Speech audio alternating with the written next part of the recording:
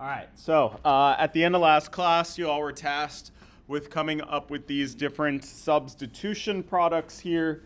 Given an alkyl halide and a nucleophile, what is our substitution product going to be? All right, we talked about these two different mechanisms that we had for our substitution reactions, SN2 and SN1 mechanisms. All right, they had these different stereochemical consequences. For SN2 reactions, we have this stereochemical inversion. For SN1 reactions, we don't have any stereospecificity. We lose our stereospecificity in our reaction because we have that carbocation intermediate. And we talked about depending on what type of alkyl halide you had, you can determine which one of these two mechanisms it will undergo. Are ones that form our least stable carbocations, methyl primary or secondary, will undergo SN2 mechanisms. The ones that are more stable are tertiary and allylic carbocations. Those will undergo those carbocation intermediate mechanisms, those SN1 substitutions. All right, so step one, we got to look at our alkyl halide. We're going to classify this thing right here as being primary, secondary, tertiary, or allylic. Which one is this? This is a primary alkyl halide. It's only got one carbon neighbor. Remember, we're not going to count our heteroatoms when we're counting substitution. So that means that this would be an SN2 mechanism. All right, we have that stereochemical inversion, although we don't really care because a primary carbon cannot be a stereocenter. So we just need to substitute out that halogen for our nucleophile. All right, so an iodide gets kicked off, and we have this amine on our molecule now. All right, why do I have two lone pairs over here but only one over here? Because one of them is going to be my new chemical bond. Absolutely, this one right here, when it attacks and kicks off that leaving group, that means that my new carbon-nitrogen bond, that pair of electrons, is that lone pair that was on my nucleophile. All right, so then this one, primary, secondary, tertiary, what are we looking at here? So this will be a secondary alkyl halide, which means that it will undergo which mechanism? SN2. So we have that stereochemical inversion, right? It's got to attack from that back side to kick off that leaving group.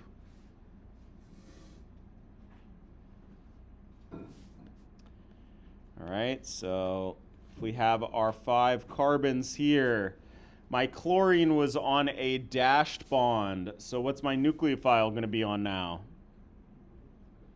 A wedged bond. Oh, my bad. This was a wedged bond, so my nucleophile is going to be on a dashed bond. All right. So there's my carbon. My carbon can be implied here, but I am going to be good with my triple bond and draw it linearly.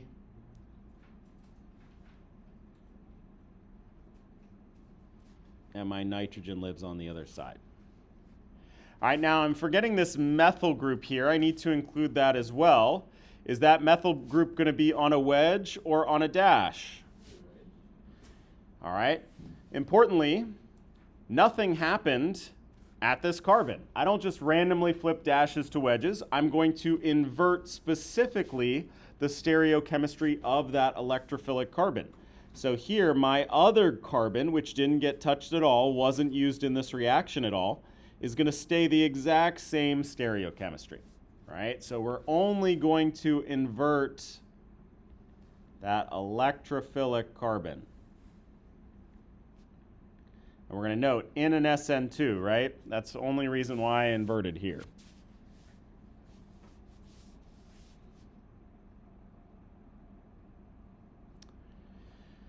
Okay.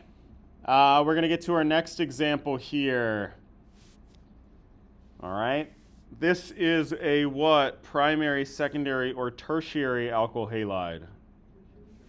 This one would be a tertiary alkyl halide, which means that it undergoes which one of our mechanisms? SN1. And remember, in SN1 mechanisms, we have this carbocation intermediate. So even if we start out with a stereospecific alkyl halide, as soon as that carbocation intermediate forms, we lose our stereochemistry because our nucleophile could attack from either side here. So our product will be a racemic mixture. We're not going to use any dashes or wedges in our product for this one. All right, so here I can now represent that methyl group as a straight line bond. All right, now I need to do my substitution product here. All right, importantly, this was, of course, my electrophilic site, my carbon that was bonded to my halogen. This is my nucleophile, and specifically, what's my nucleophilic site? That negatively charged oxygen. So that's what my new bond is going to be to, is to that oxygen. All right, so the other bit I got to add on here, this carbonyl bond, my two carbons and my carbonyl group.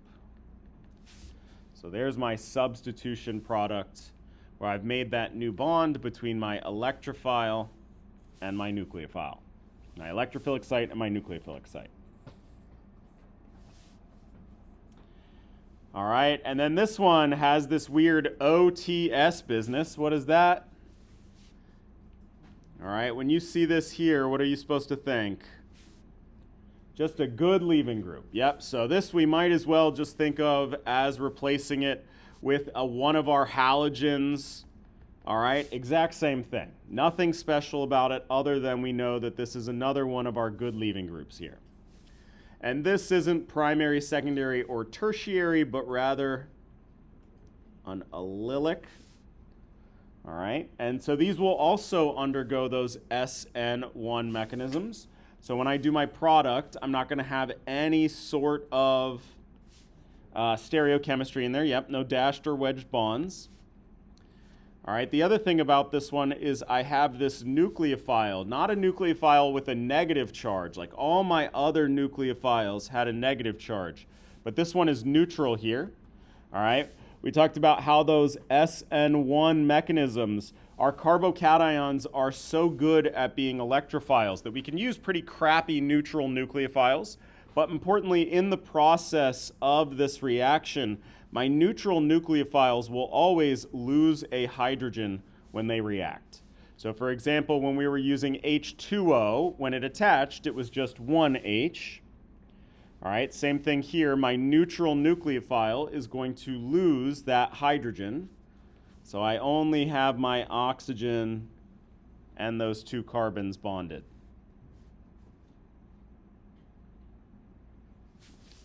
All right, so here are our substitution reactions. Depending on whether we're starting with a primary, secondary, tertiary, or allylic alkyl halide, it will influence what our mechanism is, which influences the stereochemistry of our product. And we got to be careful with how we're linking these things up, making sure that we have our electrophilic site bonded to our nucleophilic site in our substitution product. All right, cool. So when we kicked this thing off, we noted that in these reactions of alkyl halides, there are these two reactions that are in competition with one another. Substitution reactions, which is what we covered first, but then in competition are these elimination reactions. And we said we were going to take them one at a time. Last class, we focused only on substitution. This class, we're going to focus only on these elimination reactions. All right, and then we'll worry about this competition between the two of them as we progress here. So now we need to talk about our elimination reactions.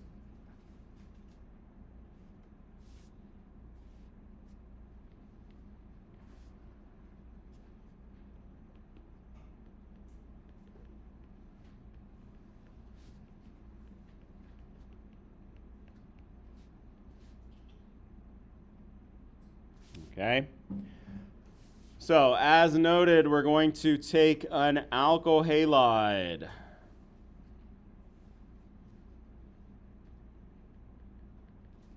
And we're going to treat it with some base. And we get this alkene product.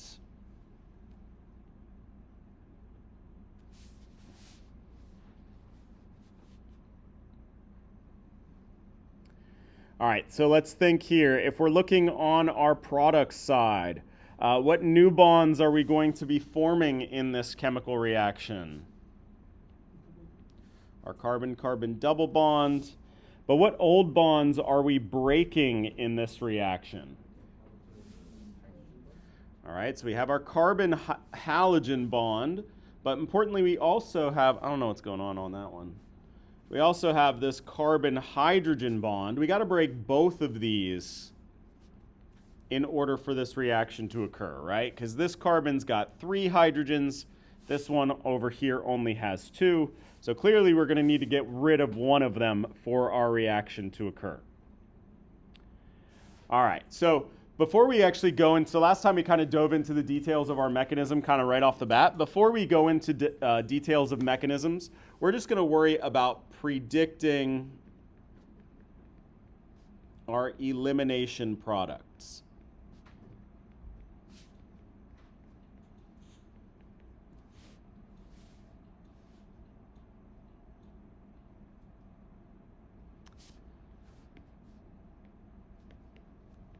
All right, so in this case here, it was pretty straightforward in my first example. There was only one product that I could have possibly gotten. Even if I took a hydrogen from this side instead, I would have still gotten propene as my product. All right, but let's take a look here at a different example that's a little bit more complicated. As soon as we have a few more carbons, things get a little bit trickier.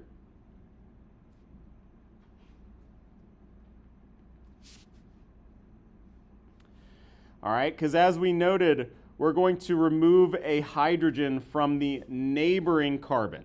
All right, but this one here has 2 distinct neighboring carbons.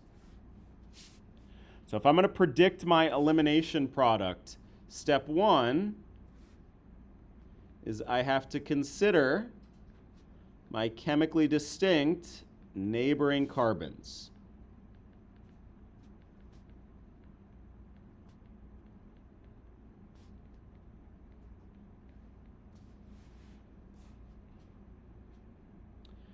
All right, so everybody take a second. For right now, we'll talk about specific bases that we use, but for right now, we're just going to note we're going to do an elimination reaction.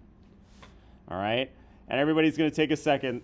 Depending on which hydrogen we remove, rather which carbon we remove a hydrogen from, we're going to get a different elimination product.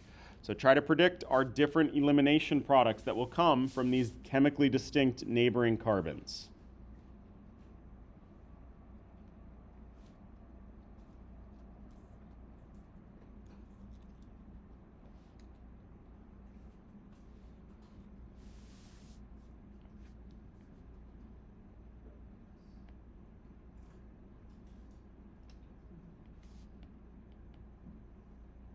All right, when you get your products, I want you to name them.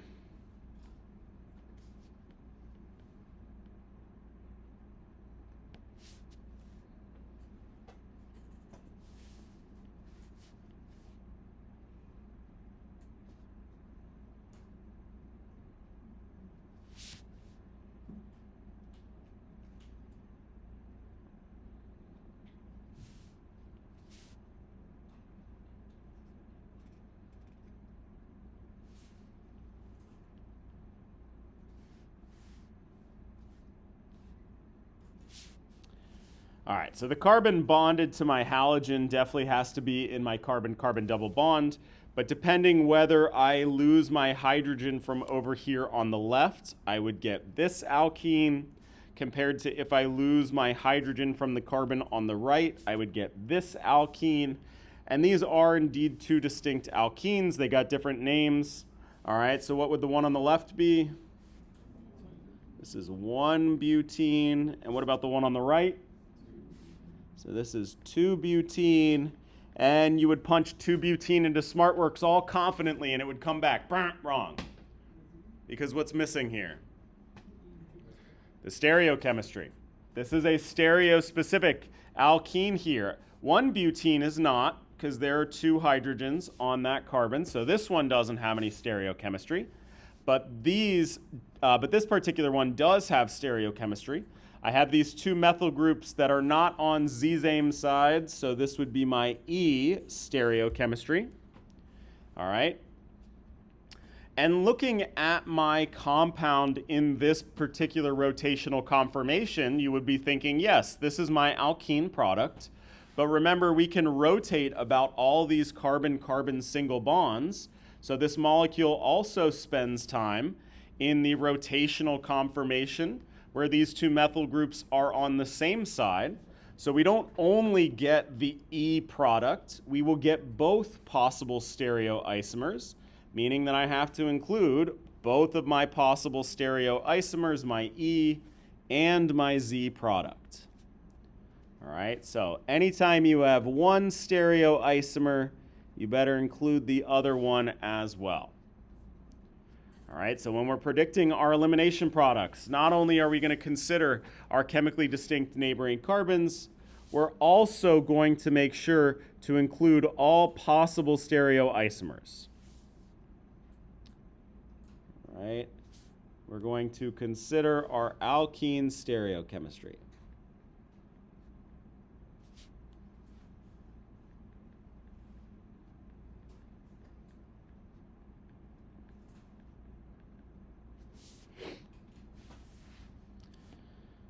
All right, so from my 2-bromobutane, I have these three possible elimination products here. 1-butene, E2-butene, and Z2-butene. All right, so when we're predicting our elimination products, we want to make sure to consider all of those possibilities here.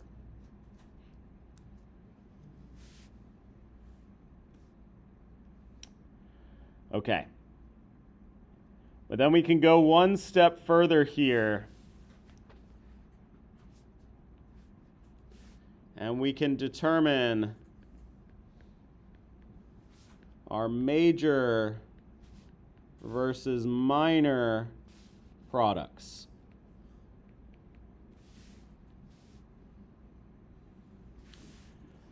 All right, so if we do an elimination reaction of 2-bromobutane, we will indeed get a mixture of all three of these alkene products, but they're not all going to be equally represented. I'm not going to get 33% this one, 33% this one, and 33% this one.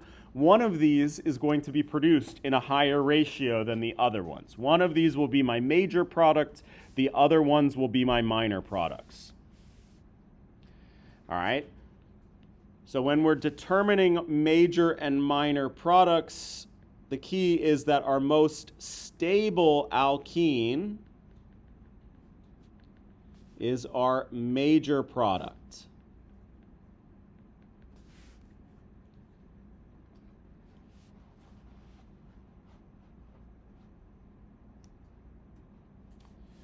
All right, so then what are the factors that affect alkene stability?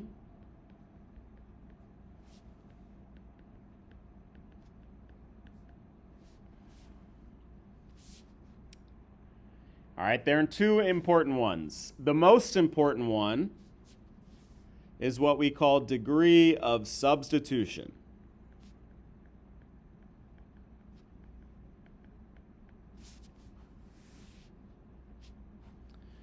All right, I'm going to leave a little bit of room here for the second factor that we consider, but let's move on and talk about what we mean by degree of substitution.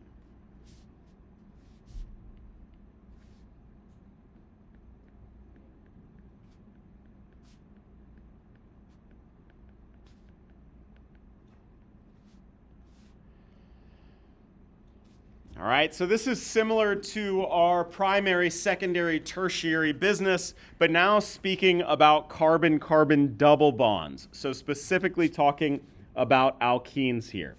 And what we're going to do when we count degrees of substitution is we're going to count the number of carbons bonded specifically to our sp2 carbons that are about that carbon-carbon double bond.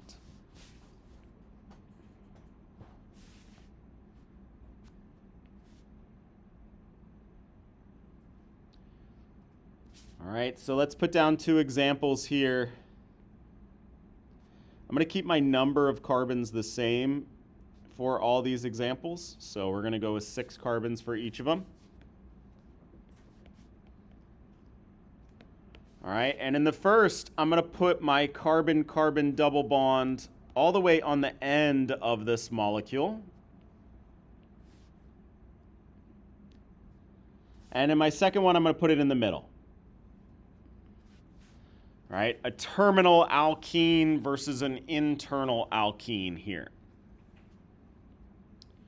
All right, so like we said, we're looking specifically at the sp2 hybridized carbons, so these 2 here, and we're counting how many carbon neighbors those 2 carbons have, and we're going to total them together here.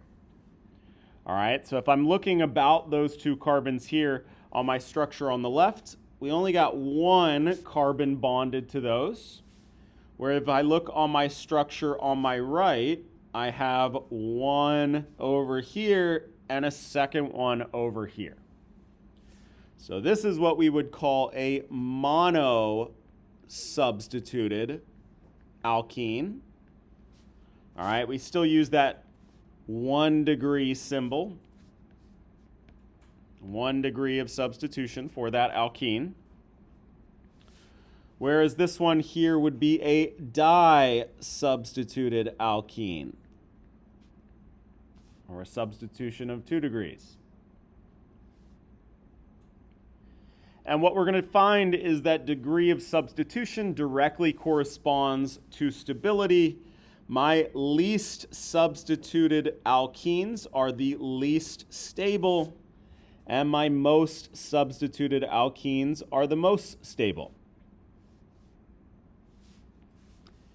All right, so then given what we discussed about these ones here, everybody take a second and give me an example of not a tertiary, but a tri-substituted or a tetra-substituted alkene.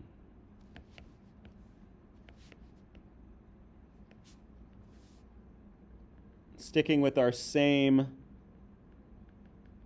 however many, 6 carbons.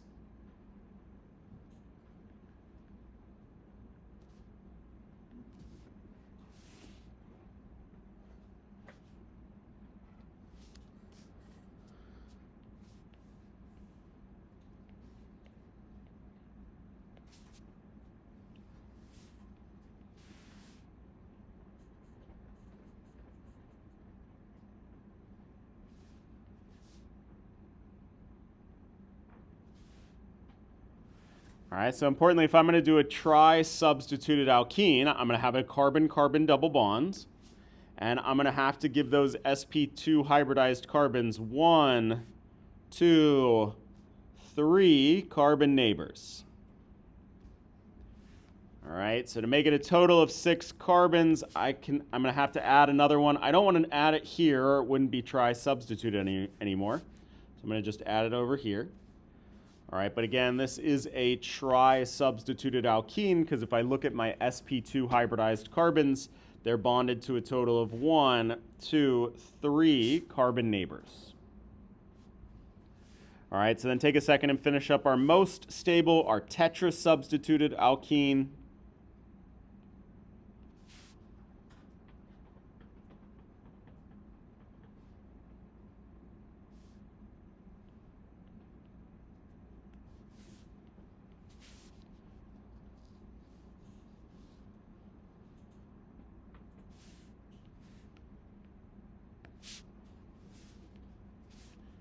All right, there's only one way to draw this one because I have to make sure that my sp2 hybridized carbons have 1, 2, 3, 4 neighbors total.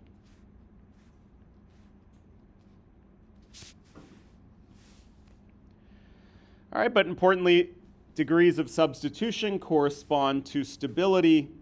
The more substituted an alkene, the more stable that alkene is. And this is the most important factor in determining major and minor products here, because again, our major and minor products will be all about what's the most stable alkene, and degree of substitution is the most important thing. So if I look back at our example here, right off the bat, I can knock one of these down as not going to be a major product. All right, everybody take a second and determine the degree of substitution of each one of these alkenes.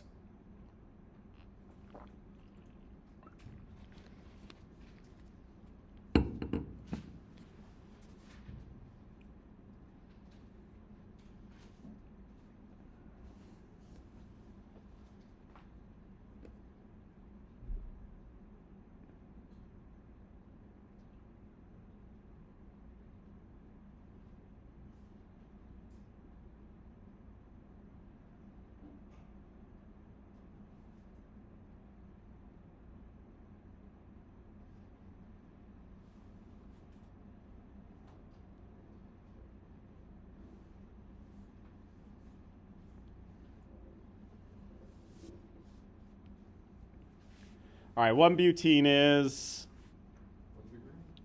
mono-substituted, whereas 2-butene is di-substituted. And what about the Z2-butene? Also di-substituted. So right off the bat, I can say that 1-butene is going to be one of my minor products.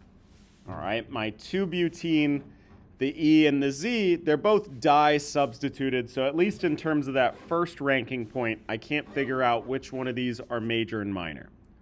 So that's going to move us to the second thing. Once we go and we look at degree of substitution, the second one is our stereochemistry.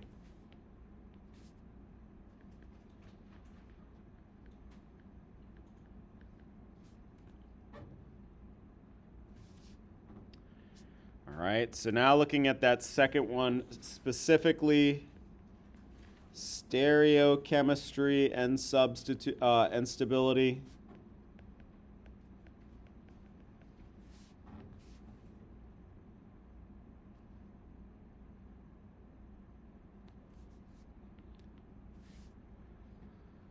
All right. And actually, our 2-butenes are a great example here, because even though these have the same degree of substitution, they are not equally stable.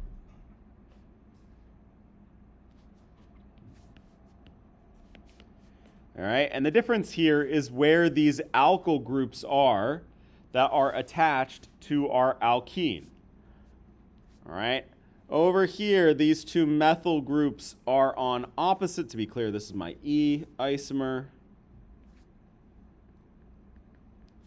This one's my Z isomer.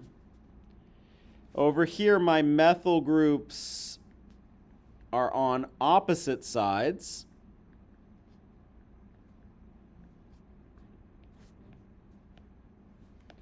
And in my Z isomer, of course, those methyl groups are on Z same side.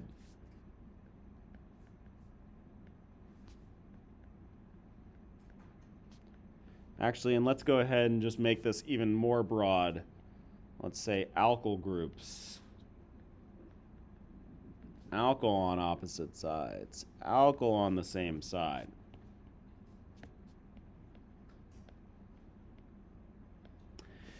And what do we know about these big bulky groups? Do they like to be right next to each other, or do they like their space? They like their space, right? There's that effect called steric hindrance, where these two groups that are big and bulky do not like to be next to one another. So in fact, our E isomer here is more stable, and our Z isomer is less stable. And that's because bulky groups want to be far apart. All right, this is a general principle in chemistry here. And it's more true the larger the group is, all right? So we would expect to get some Z product, but mostly E product. If these were like isopropyl groups or something even bigger and bulkier, we would expect to see even less Z product. So going back up here and finishing this off, which is going to be our major product, the E or the Z. The E is our major product. Our Z product here is our minor product. Another one of our minor products.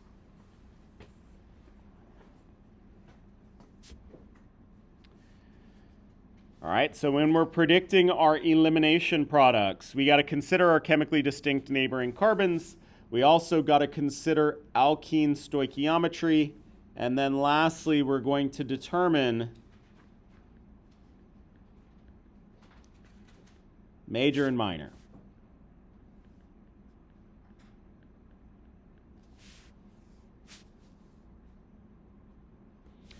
All right, and our determining of major and minor, again, we had these two considerations. The first one, we should do an ordered list here because the first one was that substitution, and then the second one was stereochemistry.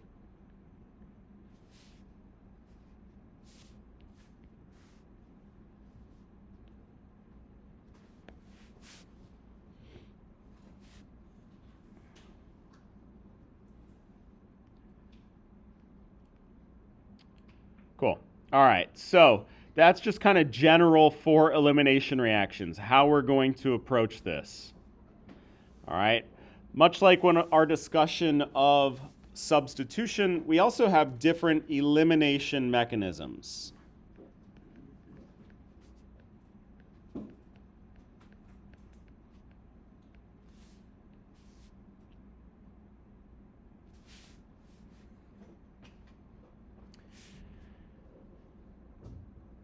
Okay, again, as a reminder, for substitution, we had two mechanisms. SN2 mechanisms and SN1. And the difference was the 1 and the 2, which corresponded to the kinetics of those reactions. We got the same deal here. For elimination reactions, we have E2 mechanisms and E1 mechanisms.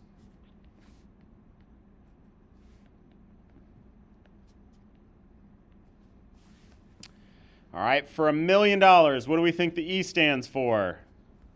Elimination.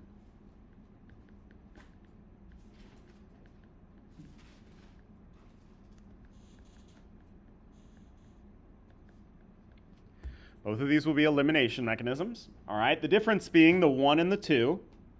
So again, remind me, what does the 2 mean? It is a bimolecular reaction. All right. And remember what this term bimolecular corresponded to. It was the rate of our reaction, the kinetics of our reaction. A bimolecular reaction means that the rate depends on both the concentration of our substrate, our alkyl halide, but also our reagent, which in this case is our base.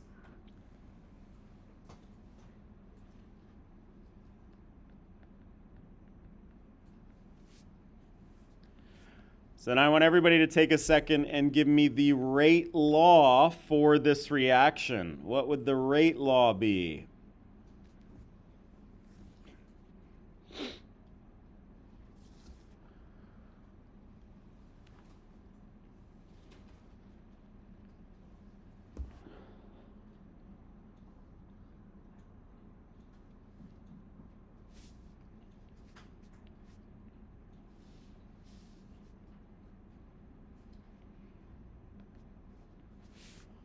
All right, your rate law is your rate is equal to some constant K times your concentrations, and in this case, because it depends on both our alkyl halide and our base, it will be our concentration of alkyl halide times the concentration of your base.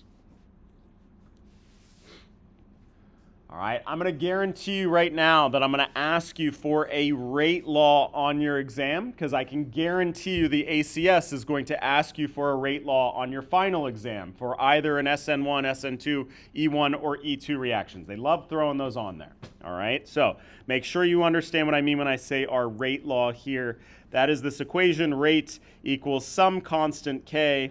And for these bimolecular reactions, it's both the concentration of alkyl halide and your base. All right, and just like before with our SN2 mechanisms, our E2 mechanisms are simply these one-step mechanisms. All your old bonds get broken, all your new bonds get formed, all in one shot.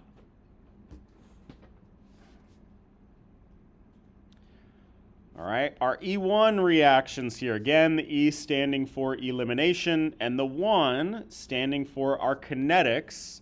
This would then be a unimolecular reaction.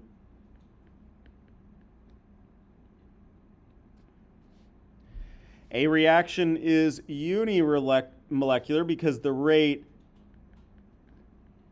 depends only on the concentration of one species here.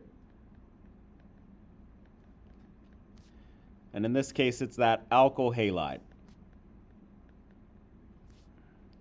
All right, so given what we discussed about rate laws, everybody take a second and build me the rate law. Maybe we should just title these rate laws so we're making sure that we know what the heck we're talking about.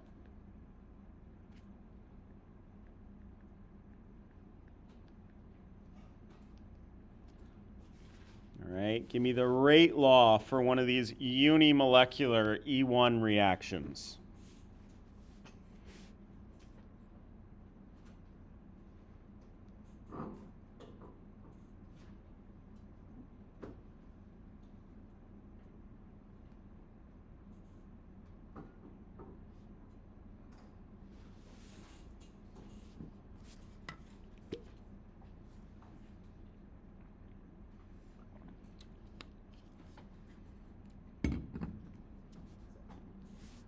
All right, so our rate equals some constant K times the concentration, in this case, of only that alkyl halide, right? Because my rate depends only on that concentration of alkyl halide. There's no base here. The base is not involved in that rate limiting step.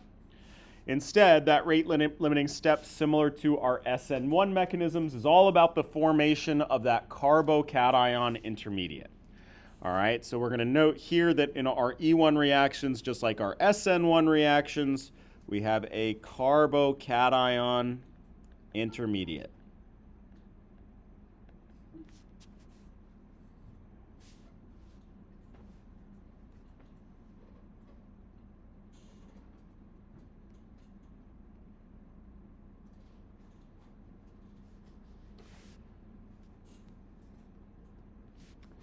All right, so then let's take a look at these mechanisms one at a time here. The first one we're going to look at is our E1 mechanism.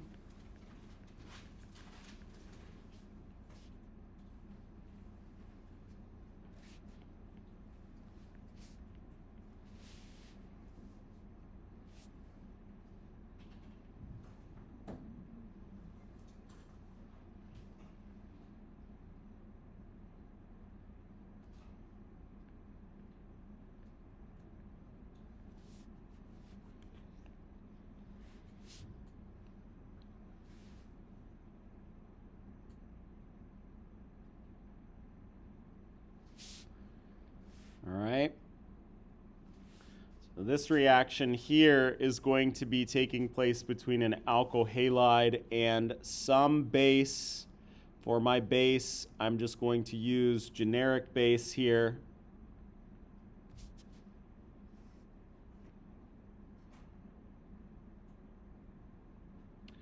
But in an E1 mechanism, is it just this or both of them involved in that first step? Remember, my base is not involved in that rate limiting step at all. The first step here, just like an SN1 reaction, is that loss of leaving group.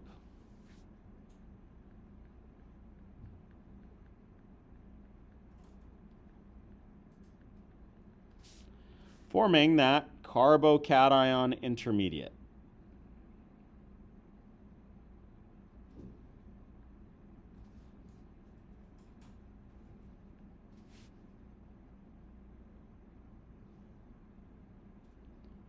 All right, now given the product of this reaction here, I want everybody to take a second and see if you can't finish off our reaction mechanism. I guess for the sake of simplicity, I'll move my double bond up here.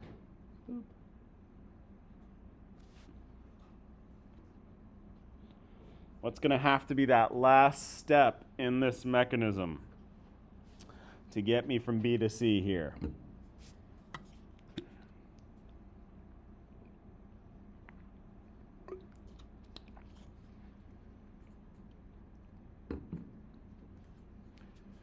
All right, we broke one of those bonds we were supposed to break. What was the other bond we said that we had to break? Carbon-hydrogen bond. So we're going to have to draw in one of our implicit hydrogens here in order to complete our mechanism.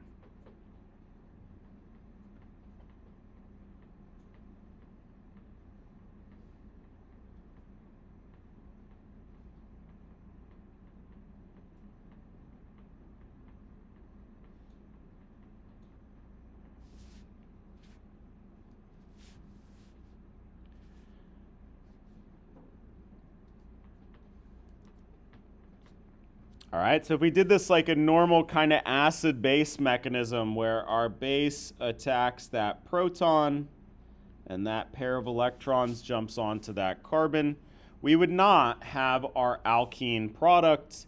Instead, we'd be left with a carbocation on one carbon and a carbanion on the other. So this isn't really breaking any rules of our electron pushing arrows. But wow, is this thing way too unstable to exist, right? A positive charge right next to a negative charge. You'll never see something like this. So that first arrow is correct. I do need to have a bond formation between my base and my hydrogen. But where does this pair of electrons in my carbon-carbon pi bond come from?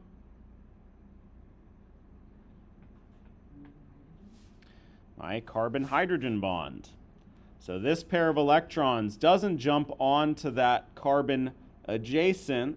It comes down here to form my new carbon-carbon pi bond. All right, so we have this proton transfer step.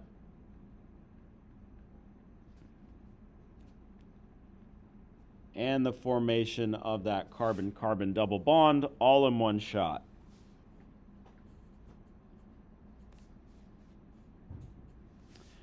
Okay, cool. Then based on what we discussed last class, everybody take a second and draw me the energy diagram for this reaction.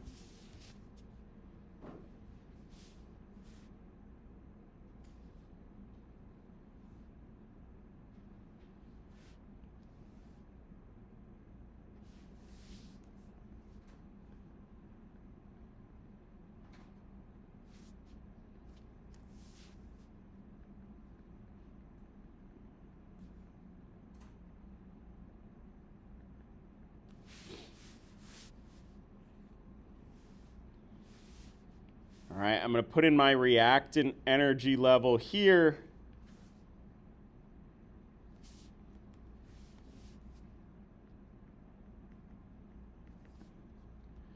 All right, my product energy level needs to go on the other side. All right, but where should we put it? Up here or down here? For this particular reaction, devil's kind of in the details, because as we said, we know that we can turn alkenes into alkyl halides using our hydrohalogenation. And now we're talking about going the other direction here.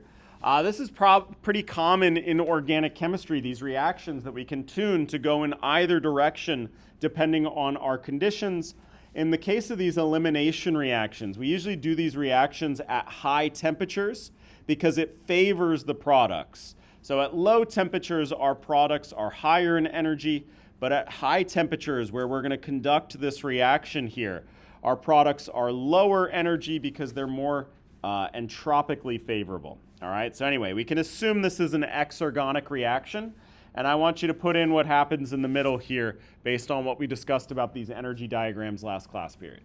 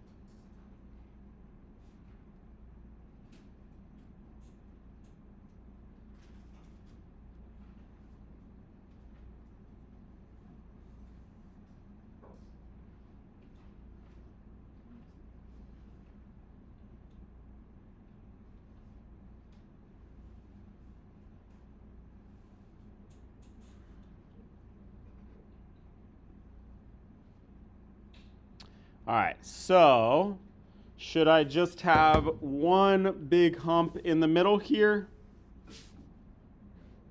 No, I gotta have my intermediate. I have to have this little dip in the middle here because in the middle is where that in that little local minima, this is where that carbocation intermediate lives.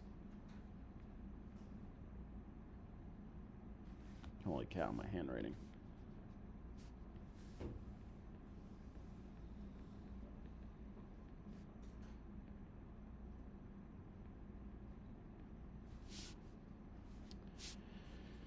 All right, so this would be another one of those two hump energy diagrams here because again, our intermediates in our mechanisms, they live at local minima in our energy diagrams. And what do we call these points up here? Transition states. So this first transition state would be when this bromine carbon bond here was being half broken, half formed. So right as that bond starts to break, and my other transition state here would likewise be when these bonds are in like the process of breaking and forming. So we have these two transition states, transition state 1 and transition state 2. These are your highest energy states when your bonds are in the middle of breaking / forming.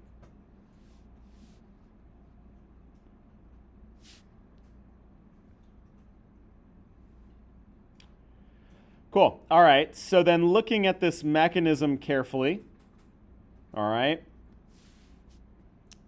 if we want to talk about what is always the biggest pain in the butt of our reactions, predicting our products,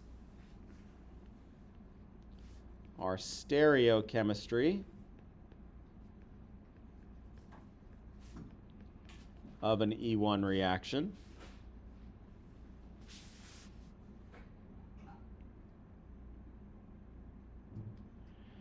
Okay. Similar to what we saw before, because of our carbocation intermediate, there's sort of nothing special to worry about here.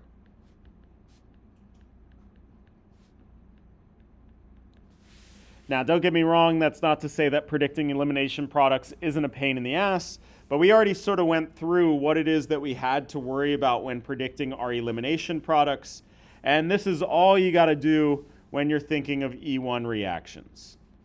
Okay, nothing special to worry about, just our normal predicting of our elimination products. Those same steps that we talked about. You'd get all possible elimination products with an E1 reaction. So you got to consider your chemically distinct neighboring carbons, consider your alkene stereochemistry, and from there you can go in and determine major and minor. But same process as we were doing before, that's all you got to do for an E1 reaction.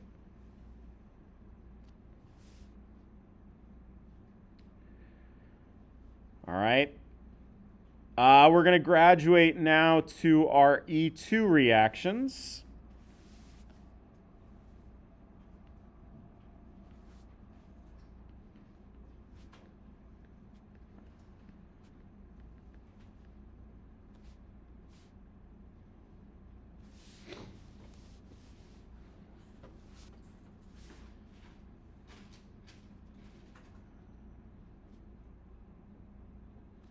All right, so given an alkyl halide.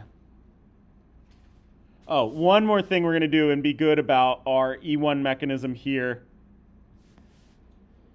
Okay, according to our energy diagram here, which one of these steps in my mechanism is reversible and actually favors the reactant side in that step? Transition, so once I'm at my transition state, really you can go either direction, right? Because you're at a maxima there. But importantly, when I'm at my intermediate here, my intermediate going backwards is even more favorable than the forward step here because my activation energy is so much smaller in the reverse direction than it is in that forward direction.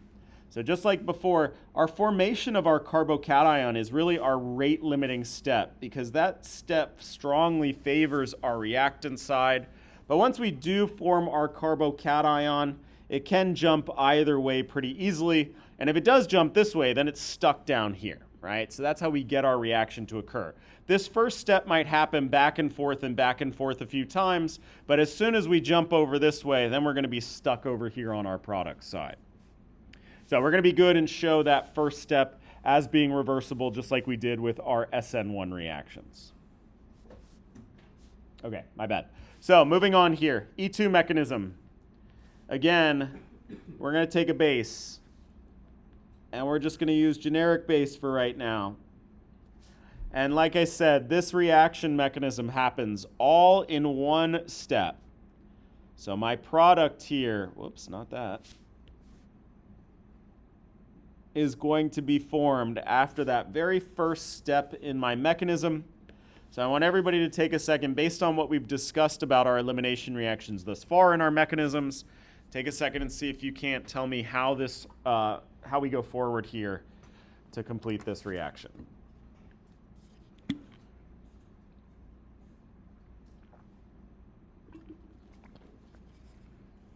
All right, we're not only going to have to break this carbon-bromine bond, but what other bond?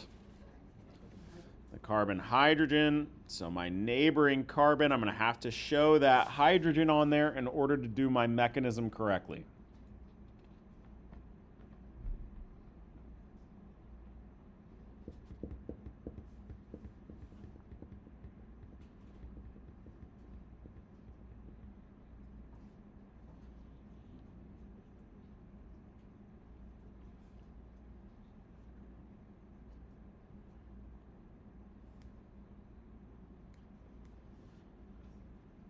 All right, importantly, it's these same exact steps, loss of leaving group, proton transfer to my base, and the formation of my new carbon-carbon bond. It just happens all in one shot.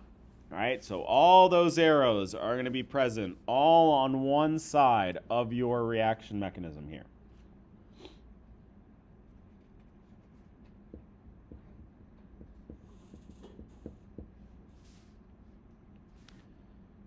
Leaving group leaves, proton transfer to my base, formation of my carbon-carbon double bond, all in one shot. That's an E2 mechanism. All right, so then you're going to take a second and draw me our energy diagram for this mechanism. Okay, like before, we can note that under the conditions in which we're performing this reaction, it is indeed exergonic. So my reactant side is going to be higher energy than my product side.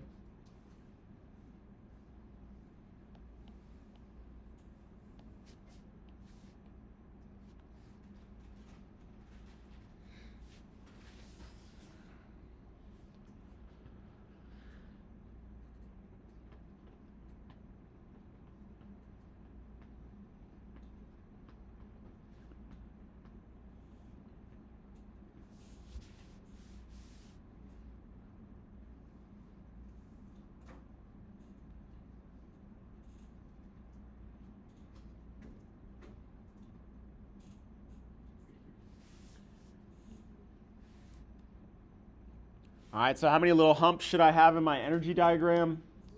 Just one, right? No intermediates in this reaction. Just that one activation energy barrier to jump over.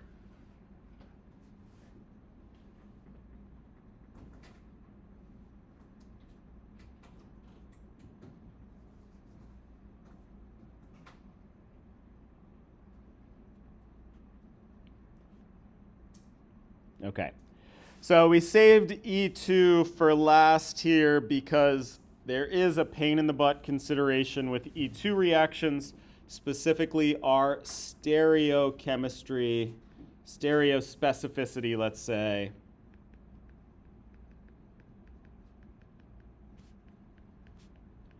Of our E2 reactions. Whoops, not ES.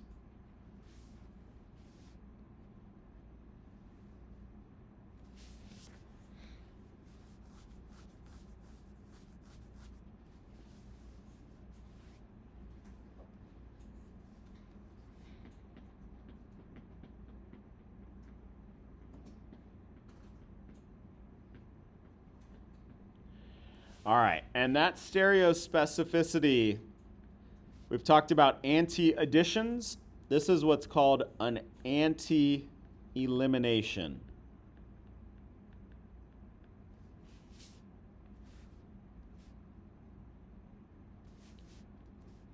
All right, in an anti-elimination, my leaving group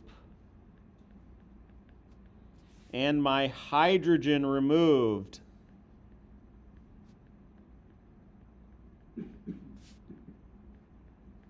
must be anti or on opposite sides.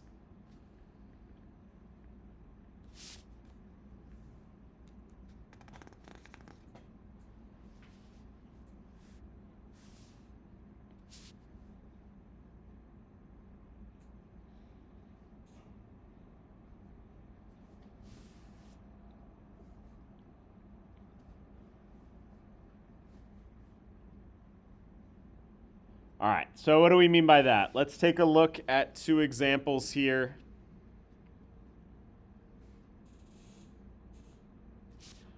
All right, again, we're going to start out with a stereospecific alkyl halide, which will then lead us to a stereospecific product.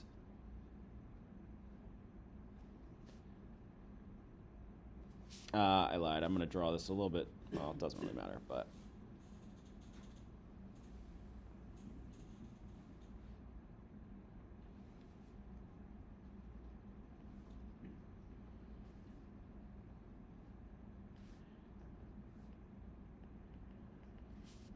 All right, and before we actually go through and worry about the stereochemistry, I want everybody to just take a second and give me my possible products that I would get from my elimination reaction of this 2-bromobutane here.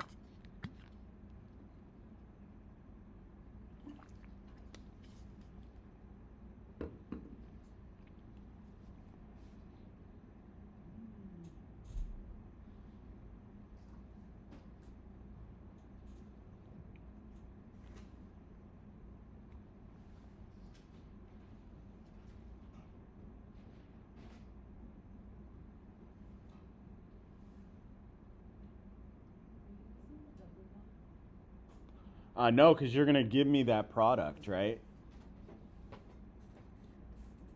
So I am, but on the product side.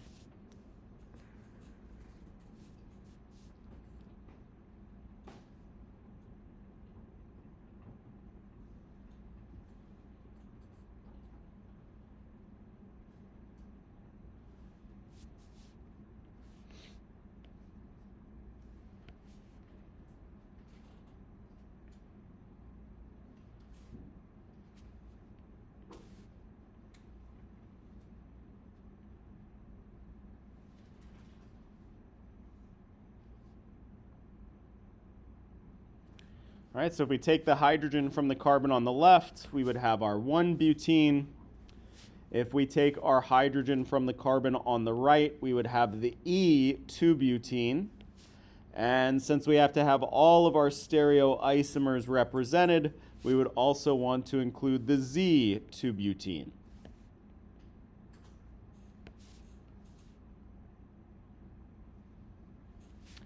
So here's our possible products that we would get from our elimination reaction.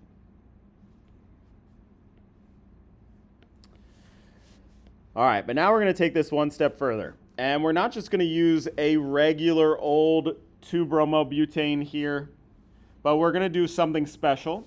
And for this carbon next door, it's got these 2 hydrogens on there.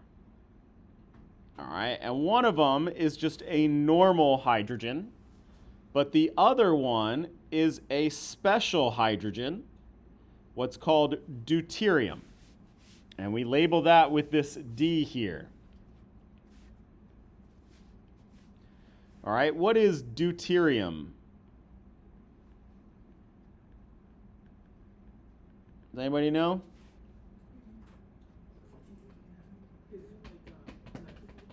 It's a hydrogen, but what's different between deuterium and all the other hydrogens in the world? It's a hydrogen isotope. So what's the difference between different isotopes of an element? It's mass, which is because of the number of neutrons. All right, so most of the hydrogens in the world are only 1 proton. There's a very tiny number of them which have 1 proton and 1 neutron, and we call those deuterium. All right, so this is a hydrogen isotope. We can write that as H2 as well.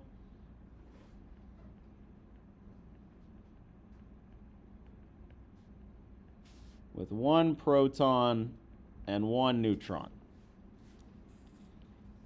And we like using deuterium in experiments because, as we noted, it has a different mass than all the other hydrogens. So I could actually just, in our mass spec in the back, I could see whether or not my product has a deuterium atom in there, because it would have a different mass than the ones with the hydrogen 1 atoms. So what we want to ask here is which products contain deuterium?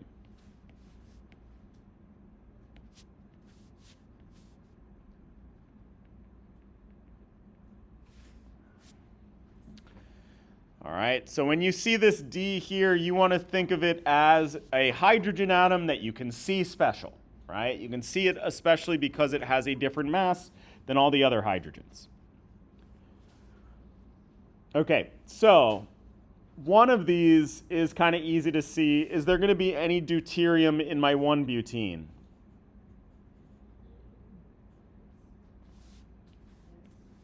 Why would there be deuterium in my 1-butene? Did I take any hydrogens off of this carbon? No, so it still has those 2 hydrogens. It's got one over here. It's got both, actually. It's got its regular one and the deuterium. So yes, this one will indeed contain that deuterium. But over here, these 3rd carbons had to lose a hydrogen in order to form my product. So the question is, did it lose the regular hydrogen or did it lose the special hydrogen? All right, and for that we have to consider this anti-elimination business. So what we're going to have to do in order to spy our anti-elimination, let me sort of condense some room here.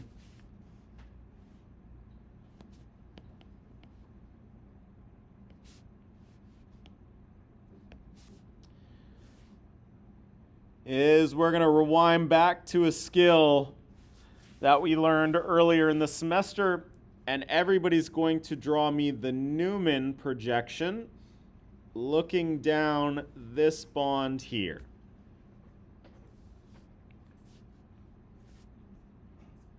All right, remember our Newman projection is this little wheel spoke thing. My first bond's pointing up, so I'm going to draw my little Mercedes symbol pointed up. I have this one in the back, and we got to decorate them.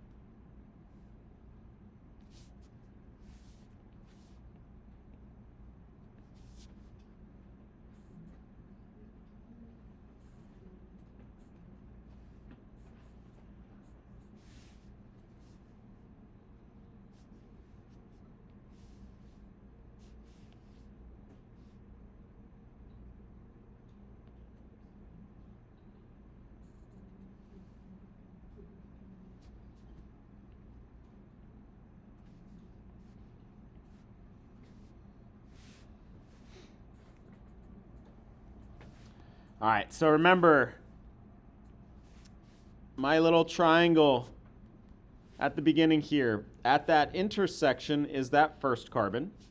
So it has this methyl group pointed up. The bromine should be where? On the left or the right?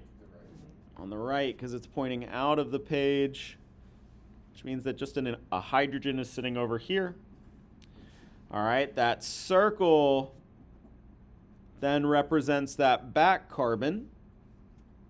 On my back carbon, I have a methyl group pointed down. All right, a hydrogen and a deuterium, but which side's going to be which? Deuterium on the left or the right? Also on the right, the hydrogen over here on the left. Okay, and I'm going to keep track of these two methyl groups using different colors, just so we can kind of see who's who between our bond line structures and our Newman projections. Okay, so I'm going to have to get rid of this bromine.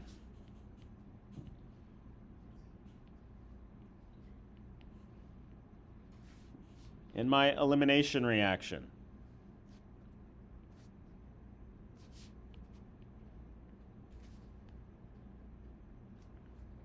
Okay? But the hydrogen on the neighboring carbon has to be anti to that leaving group. So which one of these is anti to the leaving group, the deuterium or the regular hydrogen? What do I mean by anti? I mean on the opposite side. So on the opposite side here, I would lose my bromine and my regular hydrogen from my neighboring carbon. All right? My H and my Br are anti on opposite sides.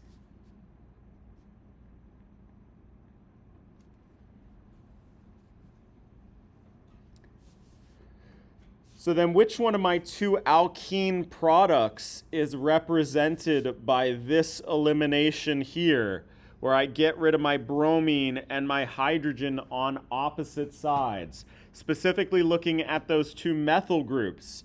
My methyl group, one's pointed up, the other one's on the opposite side, so that would be the E or the Z.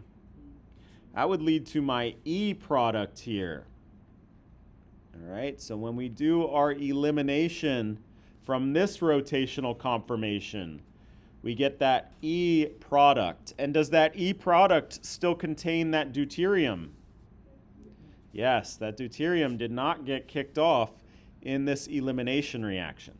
So yes, I still have, and we could draw it in there if we really wanted to, but I have this deuterium atom still bonded here. All right, so not only does my 1-butene, but also my E2-butene has my deuterium as well.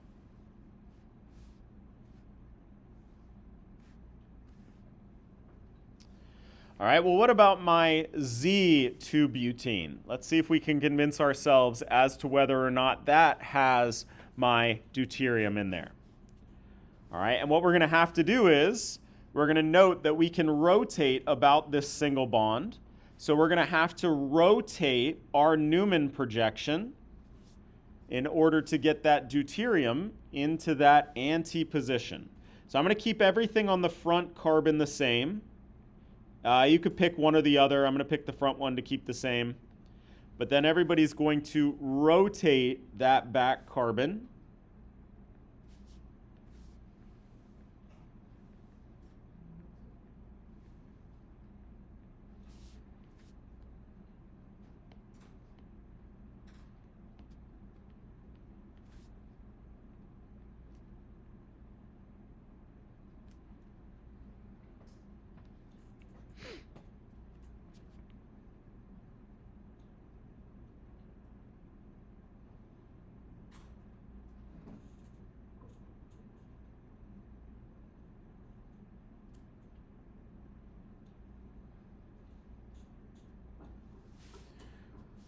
All right, so when we rotate, we got to swap all these groups here. So that means my deuterium moves over here to the left, my hydrogen's down here, and my orange methyl group is over here.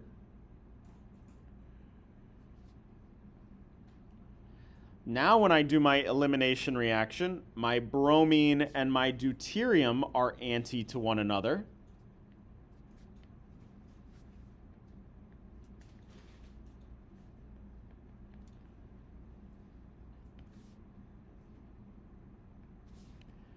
All right, so then which elimination product would I get?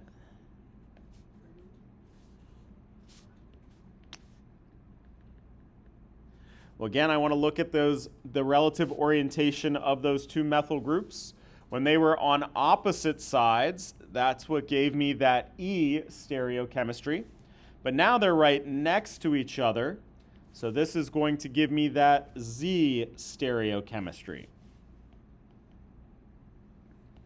And do I have any deuterium in that Z stereoisomer? No, it's just a regular hydrogen atom that's left on carbon 3 there. All right, so in my products here, I would have deuterium on my 1-butene, my E2-butene, but not my Z2-butene.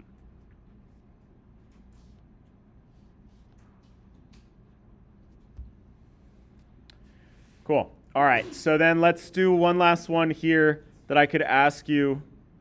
All right.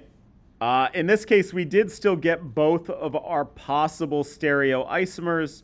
All right, but we're going to see an example where that's not the case.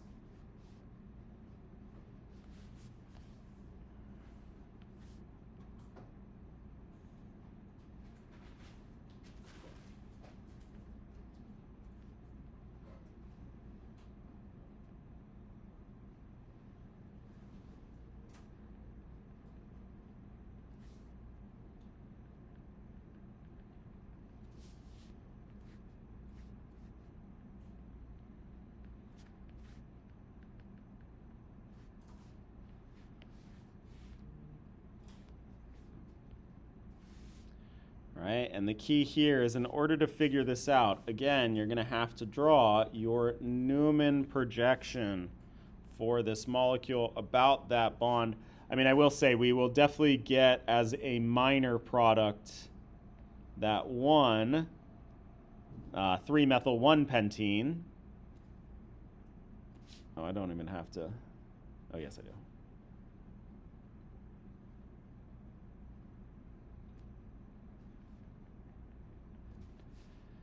All right, but what's my other product here? I'll tell you, there's only 2 in this case.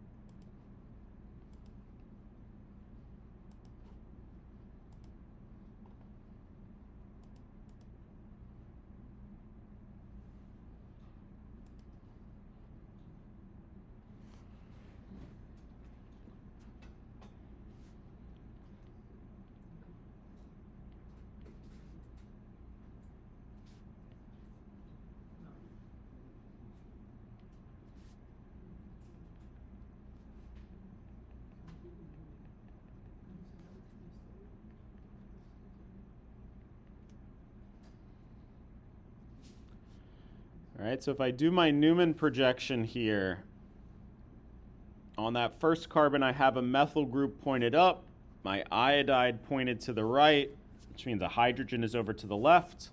And on my back carbon I have that ethyl group pointed down.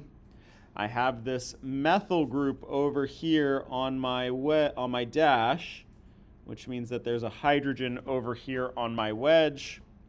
So can I get any E2 elimination from this conformation here?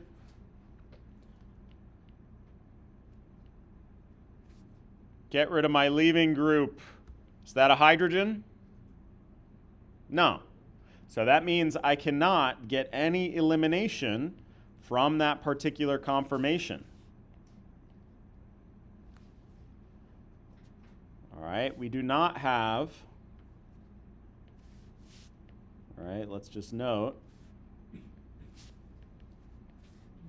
our leaving group is not anti to a hydrogen. But of course, molecules can rotate about their carbon-carbon single bonds. So you're going to take this Newman projection here and you're going to rotate it .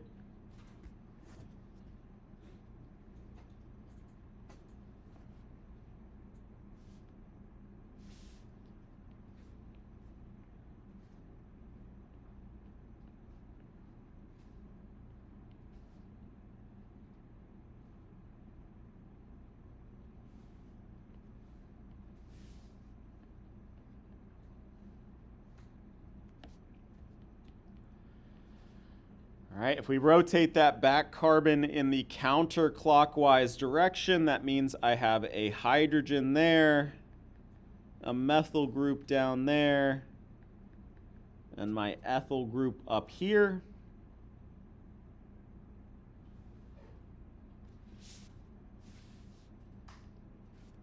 Can I do an E2 from this rotational conformation? Yes, now I have my leaving group and my hydrogen anti to one another. So then everybody take a second and draw which one of those elimination products would we get from this particular rotational conformation here.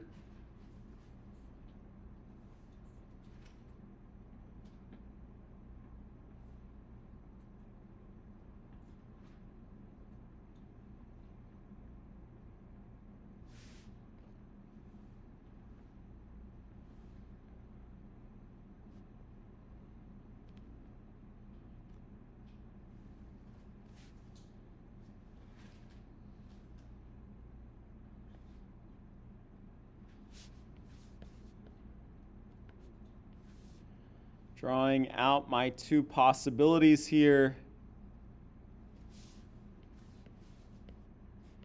Just shrink this down.